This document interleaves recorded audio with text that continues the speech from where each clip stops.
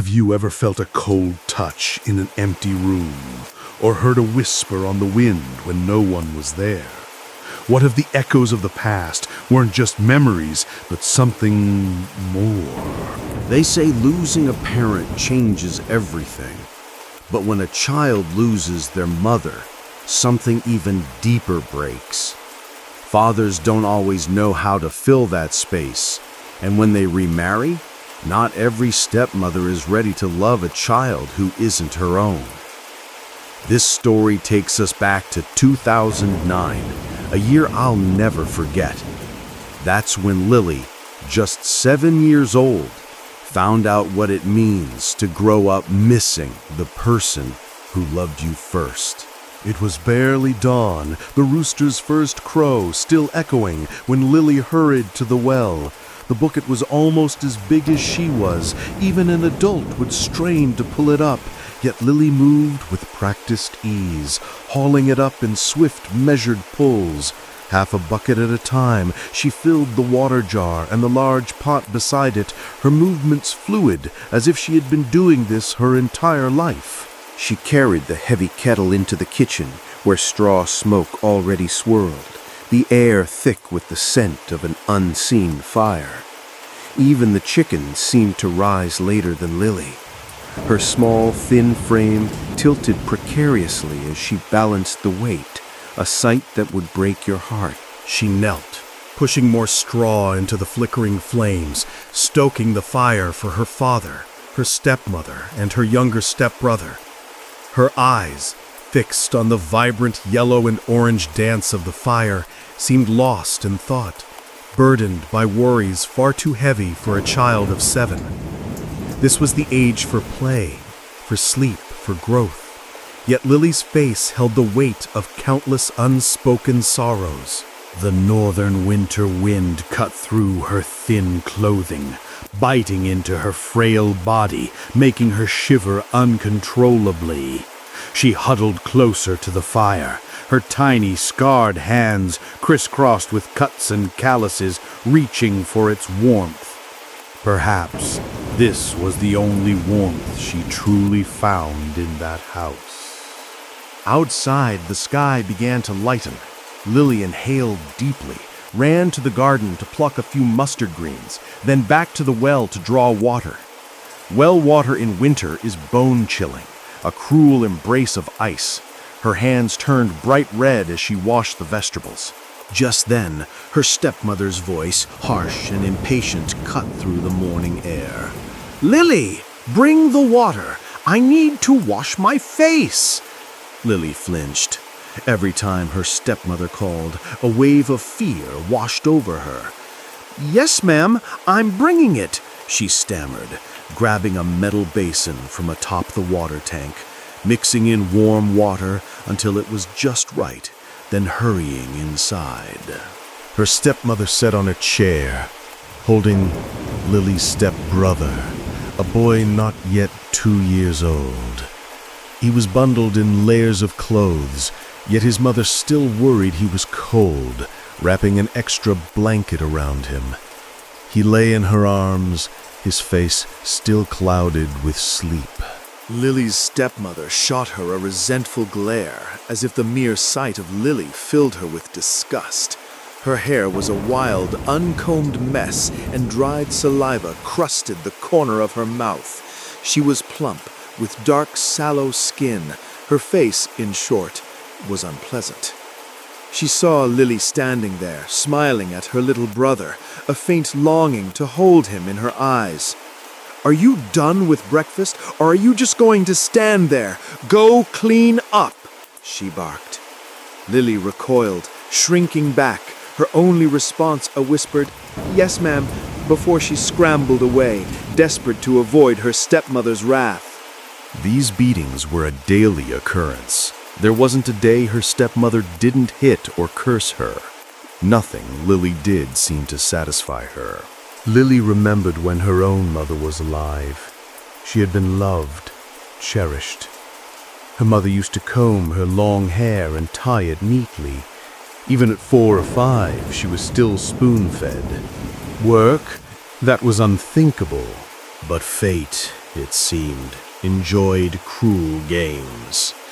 Lily's mother fell ill, a strange sickness brought on by years of hard labor and her father's harsh abuse.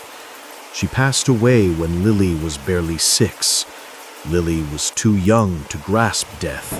She only vaguely understood that her mother had gone somewhere far away. In the days that followed, her father was rarely home. Her maternal grandparents were gone, and no relatives bothered to check on them. Her father's cooking often molded, but hunger forced Lily to eat. Gradually, she learned to cook. The first few attempts were mushy or burnt, but eventually she mastered it. Her father's absences grew longer, more frequent. Then one day he returned with a woman, introducing her as Lily's new mother. Lily was overjoyed. No one told her this was a stepmother. She simply believed fate had taken one mother and given her another. At first, the woman seemed kind, cautious even. She hesitated to scold or hit Lily. But with time, as she found her husband said nothing, her cruelty escalated, growing more bitter and frequent. Now older, Lily understood this wasn't her birth mother, and that she was hated. Yet, Lily didn't hate her in return. She only feared her. Feared the curses, the sudden blows, the threat of being cast out. After her stepbrother was born, the stepmother's venom intensified. All household chores, cooking, washing dishes, laundry, fell solely to Lily. She never complained, never resented it. For what did a child of her age know of such things? She rushed to the kitchen to set the table. Seeing her father walk in for hot water, she quickly handed it to him. He looked at his daughter, thinly dressed, barefoot, yet showed no pity, as if this was normal. Breakfast was quickly served, a bowl of cabbage soup and a few dried fish. Everyone ate heartily, except Lily. She dared not touch the fish. Many times she had reached for food only to be met with her stepmother's withering glare. Later, when her father left for work, she would be reprimanded and cursed for wanting good food without earning it. So Lily quickly finished her soup and hurried out to prepare for her next chore, herding the cows. A few months prior, their family, identified as impoverished, had received a cow from the commune. This meant a new task for Lily. She now had to wake even earlier, finish all her chores, and then take the cow to graze. As Lily led the cow past the yard, her stepmother began to mock her. "Go wherever you want today, but if that cow comes back hungry like yesterday, you'll regret it." Her father, sitting nearby, said nothing, his face as cold as stone, as if Lily wasn't his daughter. Lily quickly assented, grabbing her sickle. She arrived at their usual grazing spot, only to find it barren, just dry roots remaining. 6 other families had also received cows, and with everyone grazing here, the grass never stood a chance. An old man from a neighboring hamlet, seeing Lily standing lost, approached her. "Go graze by the dike in the next village," he advised. "There's nothing left here." Lily turned, recognizing him as Uncle Ben, who was also taking his cow to graze. She smiled brightly. "Really, Uncle, can I go with you?" "Of course, we'll go together." Uncle Ben lived nearby and knew Lily's plight.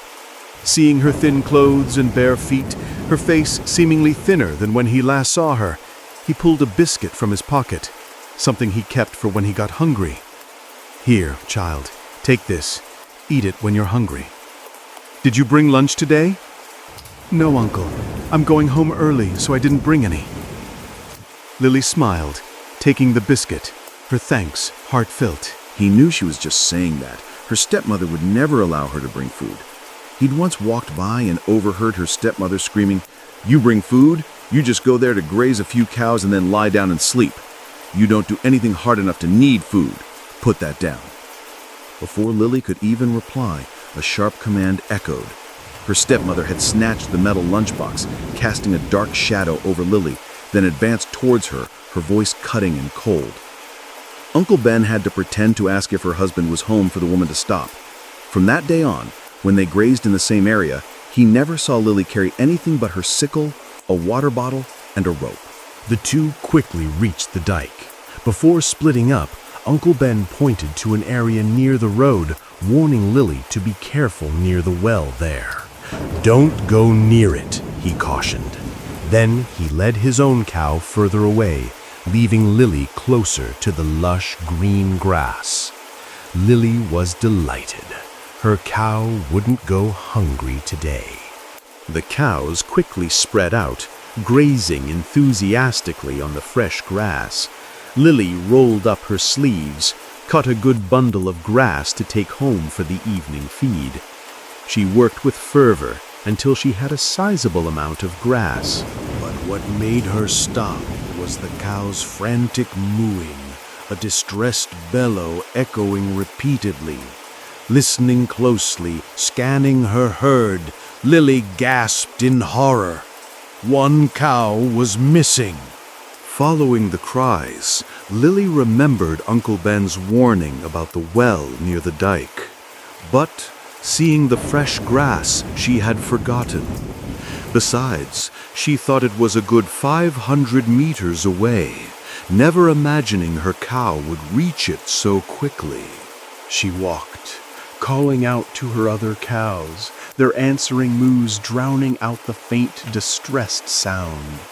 That sound, she realized, was growing more frantic, more pained. Lily stopped calling, standing still, listening. Fear made her legs tremble, her breath came in ragged gasps, and her eyes welled up. Indeed, with the other cows silent, the missing cow's cries were clearer, more desperate. Lily ran towards the sound, her eyes fixed on her surroundings, not watching her step. Suddenly, her foot slipped, and she plunged into a well. She hit something, felt it move, and slid further down. She managed to grab onto what felt like a tree root, straining to regain her balance and prevent herself from slipping further. When she collected herself, Lily looked around, her mouth agape. She had fallen into the well, a depth of nearly 10 meters. What she was clinging to was not a root, but the cow's horn. The cow, sensing Lily behind it, her hand gripping its horn, thrashed more violently in fright. Above its head, a broken horn bled. Looking up at the well's rim, she saw a long streak, likely from when it fell, its horn scraping against the edge, breaking upon impact. "Is anyone there? Please, help me!" The terrified cow thrashed harder, turning, causing Lily to lose her grip on its horn. She plunged into the water, and the cow's legs struck her face. Lily sank, struggling to surface, but the large cow, filling the space above, thrashed relentlessly, pushing her down every time she tried to surface. Her face strained, desperate for air. Her eyes burned, unable to see. She thrashed like that for nearly half a minute before finally breaking the surface. She gasped for air, trying to press herself against the well wall to avoid the cow's thrashing hooves. But the cow, still panicked, struggled to find a way out, rearing up on its front legs, then falling back with a splash, the water nearly engulfing Lily. Lily had to continuously speak, to soothe the cow. The cow seemed to recognize her voice, responding and slowly calmed. "Is anyone there? Please help me." No one answered, only Lily and the cow. Lily called out repeatedly, the cow mooing without stop. At the bottom of this well, there was no grass or roots to hold on to. The well wall had handholds about half a meter away, but the well wall was too wide for Lily to stretch and climb. She tried, but couldn't. The well had been abandoned for a long time, uncovered, so its sides were covered in slippery moss. She couldn't climb the handholds the well diggers had left. She kept slipping, and her arms weren't long enough. The cow, now exhausted, couldn't hold itself up, constantly sinking and resurfacing. Each time it bellowed, dragging Lily with it, no matter how much she yelled. Both girl and cow thrashed in the well, unnoticed. The cold water weakened Lily more and more. Her lips were purple, her teeth chattering. Her pleas for help grew faint. The sky began to darken. Her stepmother paced back and forth, waiting for Lily to return and cook dinner, but she was nowhere in sight. The cows, as dusk fell, had returned to the barn on their own, but Lily was still missing. Counting the cows, she noticed one was gone. "That conniving brat," she muttered. "She must have been playing and lost my cow. When she gets home, I'll teach her a lesson." She sat inside with her son until 6 p.m., and still no Lily. She had no choice but to leave her son with her husband and go to the kitchen to cook. As she cooked, she continued to grumble. "Her mother's fat. The lard I just bought is almost gone. This girl must be cooking and eating it herself." While still muttering, she heard footsteps outside, accompanied by the cow's distressed mooing. She ran out and saw Lily. She started to rush forward, her expression stern, ready to deliver a sharp reprimand. Lily walked in, head bowed, saying nothing. Under the light, her stepmother saw her clearly. Lily was drenched, her hair plastered to her face, covered in grass and mud. "You brat, where have you been? Why are you just getting home now?" Lily stopped, slowly raising her head. Her face was chillingly cold, hauntingly pale. "The cow fell into the well by the dike," she replied. Her stepmother froze at her words. So Lily had let her cow fall into the well, almost killing it. She advanced abruptly, her presence menacing, casting a long shadow over Lily's small frame. "Were you playing, weren't you?" Lily's had instinctively recoiled. Normally, her stepmother's anger would send her shrinking back, but today she merely tilted her head, her body remaining still.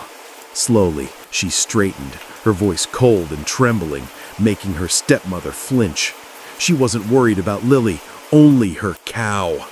"I'm sorry, stepmother," Lily said, then led the cow to the barn, showing none of her usual fear. Her stepmother stood stunned, not understanding why she was so meek today. Normally, she'd be harshly scolding Lily, leaving her half dead with fear. But today, Lily felt strange, as if she made her stepmother a little afraid. She watched Lily's slow, deliberate walk. "She's just cold, that's all. I'll let her off the hook today. I'll accumulate some good karma. I'm letting you off, you brat," she muttered, turning back to the kitchen to finish dinner, a task she hadn't done in a long time. Lily didn't eat dinner, nor did she seem to shower.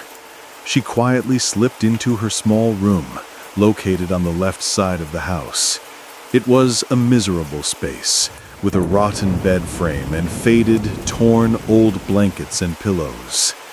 Lily didn't turn on the light, making her stepmother assume she was showering. She waited for Lily to come and help with dinner, but she never appeared. Her stepmother stood outside the kitchen door and called out, "Lily, where are you? Lily, my Lily!" No answer. Her husband, inside, asked, "Oh, she's home? She came home after playing and letting the cow fall into the well. Luckily, it's all right, or we'd lose a lot of money. Lily! Lily!" Still no answer, as if Lily wasn't even home. Her stepmother, now furious, went into the bathroom behind the tank. Nothing. She stormed into Lily's room. The room was pitch black. only a faint light from the main house casting a glow on Lily's legs from the knees down. As her eyes adjusted to the darkness, she saw Lily sitting motionless on the bed, her legs dangling, her face blankly staring into the void, her hands resting on her lap. "What are you doing sitting there like a ghost? Are you going to come down and help with dinner, or do you want me to serve it to you on a silver platter?" Several minutes passed. Lily didn't respond, remaining rigid as a statue, not even a twitch of her eyes. The cold night, the chilling wind, and the eerie, cold darkness of the room, combined with Lily sitting like a ghost, made her stepmother uneasy. She slowly moved closer. "Hey, I'm calling you. Can't you hear me? Come down and help with dinner, quickly." Lily's vacant face gave her stepmother a strange fear. She felt an odd sensation ever since Lily returned. About a minute later, Lily finally replied, "I'm so cold. I'm so cold. I can't go anywhere." Her voice was unnervingly gloomy, sending shivers down her stepmother's spine. Normally, she would have found an excuse to punish Lily for feigning illness to avoid work, but tonight she let it go. She left to eat dinner, not bothering to call Lily or save her any food. That night, the bitter cold wind howled through the window cracks, making eerie whistling sounds. The occasional scraping of cow horns in the barn and the squealing of rats chasing each other on the roof created a chaotic symphony of unsettling sounds, making sleep impossible for her stepmother. She tossed and turned, unable to drift off, her eyes fixed on the ceiling, her mind racing with pointless thoughts. The creak of Lily's bedroom door echoed. In the faint light of the night lamp, her stepmother saw a figure enter. A small, hunched silhouette, its movements slow, rigid. It edged closer, step by agonizing step. Her stepmother craned her neck, her bed facing the door, holding her breath, watching to see who it was. She recognized Lily. The figure moved closer to the mosquito net, pressing its face against it, its features distorted, eerie. It leaned down, staring coldly at her stepbrother, then her husband. A shiver ran down her stepmother's spine. She was too terrified to speak. Lily continued to stare, her body rigid, unmoving for several minutes. Slowly, her head turned towards her stepmother. Lily's face was now only a hand's breadth from hers. Through the mosquito net, her stepmother saw Lily's face, deathly pale, her eyes bloodshot, glaring at her. Her hair was still wet, just as she had seen it earlier that evening. Their eyes met, and her fear intensified with every passing second. Her stepmother couldn't understand why she was so afraid today. When the fear became overwhelming, her stepmother screamed, "What are you doing?" There was no reply. The face slowly receded, the figure straightened, then walked back out. Its gait was unsettling, as if its feet weren't walking, but gliding. Her stepmother, frozen in terror, her eyes wide, her breath coming in ragged gasps, realized it was just a dream. She looked around the room. The door was still closed, latched from the inside. She patted her chest, reassuring herself. It must be because she was so strange today that I dreamt this. The next morning, despite her sleepless night, her stepmother woke early. Usually she slept until the sun was high, only rising when her son demanded food. But today she awoke early for no reason and couldn't fall back asleep. After tossing and turning, she decided to go to the market to buy some fresh food. She was tired of the same old homegrown vegetables and dried fish. It was still foggy outside, not yet fully light. She put on more layers and extra socks to ward off the cold. As she stepped onto the porch, she glanced at Lily's room. The door was wide open. She looked into the kitchen. No smoke rose. She peered at the well in the yard. Lily was nowhere in sight. Strange, she murmured to herself. She's usually up cooking by now. Why isn't she here? She went to Lily's room. It was empty. A faint, musty smell mixing with the cold air, making her nose wrinkle. She went to the yard, circled to the kitchen, then the bathroom. Still no sign of Lily. That's odd. Lily? Lily? Have you cooked breakfast yet? She stood silently in the yard, waiting for an answer, but only silence replied. She went to the back of the house, to the cow shed. The cows weren't there either. She must be avoiding chores, she thought. She probably took the cows out to graze early. She didn't pay it any mind. With Lily gone, she was even happier. Just seeing her made her irritable. That afternoon, before the sun set, the cows returned to the barn on their own. Her stepmother, sitting inside, muttered, "You're getting smart lately, aren't you? Now you're even skipping chores. If you dare to run off and graze the cows early tomorrow, I'll teach you a lesson." She spoon-fed her son, waiting for Lily's reply. She gave him several spoonfuls, but still no sign of Lily. Normally, a single shout from her would have Lily trembling and answering immediately. But since yesterday, she had been defiant, ignoring everything her stepmother said. "You brat, didn't you hear me? You haven't been disciplined lately, have you? You're getting rebellious. Your father will handle you."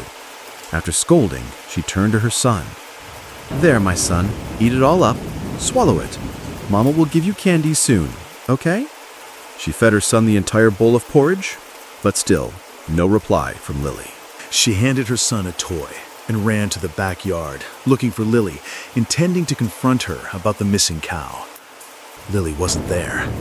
Only 4 cows remained in the shed, the door still open. The grass for the cows had been gone for some time. Only withered, decomposing remnants left on the ground. Why is one missing? That girl! She went off playing and lost the little cow that always wanders off. I've told her so many times to watch that one carefully. When she gets home, she's dead. She's dead. Just then, she heard her husband returning. She ran up to him. "You're home. Discipline your child. Yesterday, she let the cow fall into the well. Today, she let it run off somewhere. She's still not back." Her husband, who used to be so arrogant and abusive to Lily's mother, was now submissive and afraid of his wife. He even listened to her, criticizing his own daughter. "What's wrong? Why do you two always fight? Can't we have one day of peace?" "Peace? What peace? Your precious daughter stole rice to sell for candy. She's so young and already learned to steal. What will she be like when she grows up?" She turned to run into Lily's room, but saw her already standing at the door. Her clothes were still wet, her head bowed, her hair still clinging in strands to her pale skin. "I didn't steal anything. I'm just cold. I'm so hungry." Then she turned and went back into her room, not coming to the main house for dinner. Seeing her like that, her stepmother's mouth went dry, her eyes darted wildly, her mind blank. She didn't know what to do next. She couldn't understand why she felt this way. Unwilling to give up, she stormed into the room. It was the same scene as yesterday, unchanged. Lily still sat there, the dim, uncertain light casting an eerie, cold gloom over the room, along with the chilling aura she radiated. Her stepmother saw Lily sitting on the bed, her legs dangling to the ground, her back straight, her head facing the opposite wall, seemingly unblinking. "Why are you just sitting there? Your clothes are wet. Go change." Lily didn't speak, didn't look at her stepmother. She just sat there like a statue. Her stepmother, now furious, walked up and pointed accusingly at her shoulder. "I told you to get up!" She grabbed Lily's hand, but immediately recoiled. Lily's hand was colder than ice, her skin stiff, not soft. and from Lily's body emanated a strange, sickly sweet odor, like decomposing flesh. Her stepmother stumbled back a few steps. Why is your hand so cold? If you're cold, lie down and cover yourself with the blanket. Why are you sitting there complaining? I'm so cold. If you're cold, cover yourself. Who told you to sit there and complain? With that, she left, going to the main house to tell her husband, Honey, there's something wrong with Lily. For 2 days, I felt something strange about her. I asked her, but she wouldn't say anything. She's been going out to graze the cows for 2 days, and both times she's come back soaked as a drowned rat. Her body's stiff. She doesn't say a word, and she keeps complaining about being cold. Her husband quickly finished his rice, then said, Just ignore it. She's probably just arguing with her friends or something. Kid stuff. With that, he went to sit on the sofa and watch TV, not bothering to care about his own daughter. It was as if he considered Lily a stranger, showing no pity. Or perhaps when Lily was small, he was always away working, only coming home once a year, so they had no bond.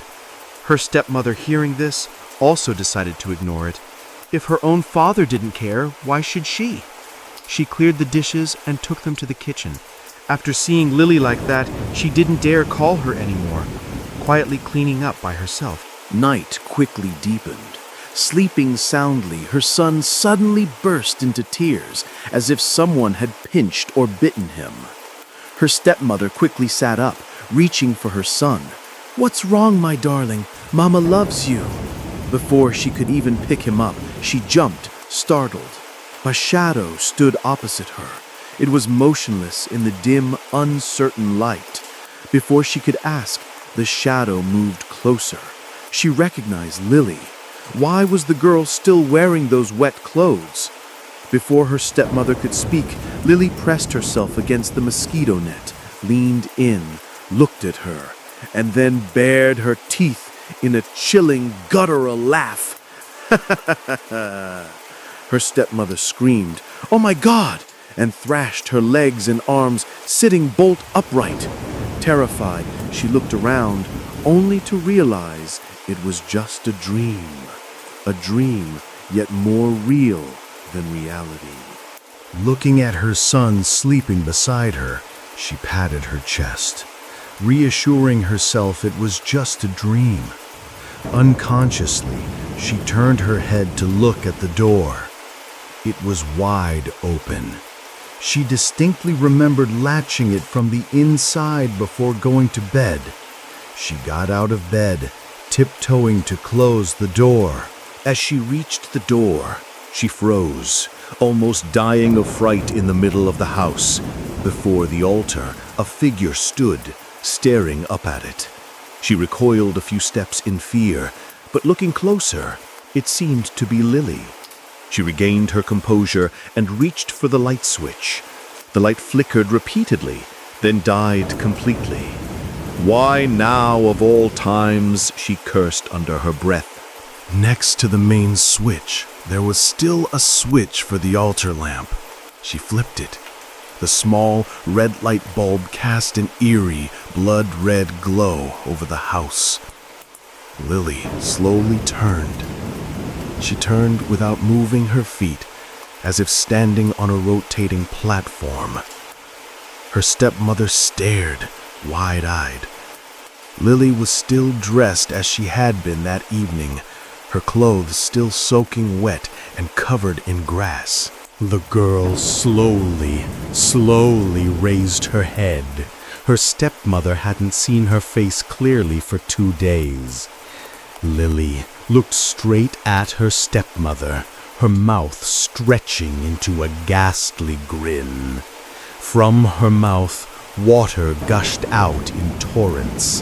Her eyes were milky white, pupilless, and reflected the red light of the altar lamp, making them even more terrifying. Her mouth gaped wider, and more water poured out. The stepmother wanted to scream, but Lily's hand lunged forward, gripping her throat, choking her. At this close distance, her stepmother saw Lily's grotesque face even more clearly.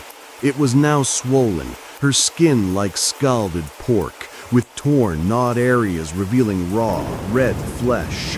A voice echoed throughout the house.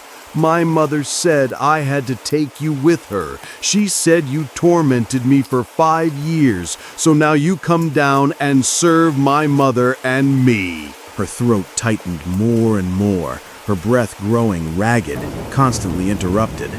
The usually small, frail Lily was now stronger than ever. With one hand, she almost lifted her stepmother off the ground. Her stepmother struggled to pull Lily's hand away, but couldn't. Her throat felt both painful and cold from Lily's hand. With great effort, she managed to gasp out a single incoherent word. Her eyes blurred, then faded, until she knew nothing more.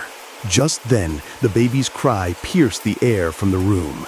Lily looked in, her hand slowly loosened, then she threw her stepmother to the ground. After that, she turned and walked back to her room. Her stepmother lay on the floor, gasping for breath, then staggered into the room, picking up her son, and shook her husband. Honey, honey, wake up. Her husband, sleeping soundly, was annoyed by being woken. What is it? At first, he didn't believe it, but his wife recounted it repeatedly, insisting it was true. Her face was still utterly terrified, so he reluctantly sat up and went to check on Lily. As he reached the door, his eyes, now accustomed to the darkness, saw a shadow standing outside the gate. He rubbed his eyes and looked again. It was Lily, the small, familiar silhouette, unmistakable. Lily glided away. He called, but Lily didn't answer, just walked silently forward. Unconsciously, he followed, calling her name as he walked, but the girl didn't turn back. He kept chasing, his mind foggy, hazy. He didn't know where he was, the landscape blurring around him. He just followed Lily's small figure, step by step, until Lily stopped. It was then he realized he was in a strange place. The surroundings were pitch black. He couldn't tell where he was, only that he was halfway up a slope. The dewy grass soaked his pant cuffs. Lily stood not far away, slowly turning. Her body movements were stiff, rigid. Then a voice, distant and echoing, spoke. Father, Father, did you ever truly see me as your daughter? The unexpected question choked him. He didn't know how to answer.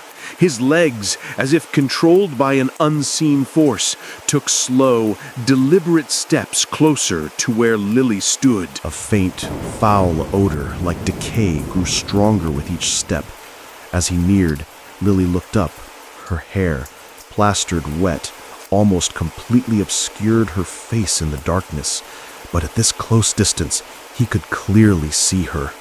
Lily's face was swollen, deathly pale, as if glowing in the night. Her eyes were puffy, almost bulging, and her lips were purple, trembling as she spoke. Did you ever truly see me as your daughter?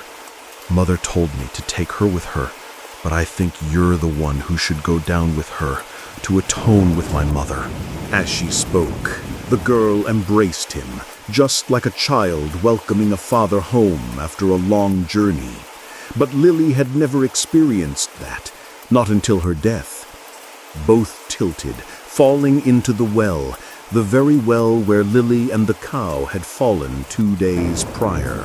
Now the bodies of both father and daughter, bloated and decomposing, floated on the surface. The next afternoon, some children, out catching crickets for their birds, smelled something strange. They approached, then screamed in terror and scattered. That same day, the bodies of the father and daughter were recovered and brought home. Her stepmother was utterly stunned by the sight. Lily's body, already decomposing, was determined to have died 2 days prior, her arms still tightly wrapped around her father's waist. The strange thing was, the father was determined to have died only a few hours ago. Everyone was perplexed as to how Lily, already dead, could embrace her father as he fell. A question without an answer. Only her stepmother understood more clearly than ever. She knew that last night she was the one who should have died. But Lily had loved her little stepbrother deeply when she was alive, which is why she hadn't taken her stepmother with her. After the funeral, her stepmother quickly sold the house and left, never to be seen again. From the day Lily and her father died, not a day passed without strange occurrences in that house. The subsequent owners who bought it also only stayed for a few days before hurriedly moving out. This happened with 5 owners. To this day, the house and land remain abandoned. No one dares to buy it, and no one dares to approach it. This story concludes here. Thank you all for following along and accompanying me from the beginning to the end. I also want to thank the author, The Hang, for submitting such a wonderful and meaningful story that filled me with emotion. What are your thoughts on this story? Please leave your comments below so we can share and discuss our opinions.